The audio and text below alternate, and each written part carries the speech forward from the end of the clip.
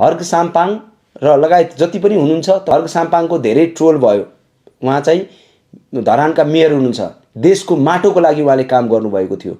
उहाँ जस्तो मान्छे मन्त्री प्रधानमन्त्री बन्न काठमाडौँ आउनुभएको थियो। त्यो टाइममा विभिन्न सामाजिक सञ्जालमा उहाँको मजाक उडाइयो। माटोको लागि काम गर्ने मान्छेहरू यो सरकारमा परेनन्। किन परेनन्? हामी त ट्रोल गर्छौँ, मजाक उडाउँछौँ, हाँस्छौँ, तर हाँसिरहँदा त्यसको गम्भीरता बुझ्दैनौँ, त्यसको संवेदनशीलता बुझ्दैनौँ, त्यो विषयहरू बुझ्दैनौँ। म हर्कजीलाई भन्न चाहन्छु, धरानका मेयर हुनुहुन्छ, हर्कजी तपाईँ पार्टी खोल्नुभन्दा आइएनजिओहरूमा यदि तपाईँ काम गरेको भए, तपाईँको त्योमा सदस्यता भएको भए सायद तपाईँ आज सरकारमा अटाउनुहुन्थ्यो होला।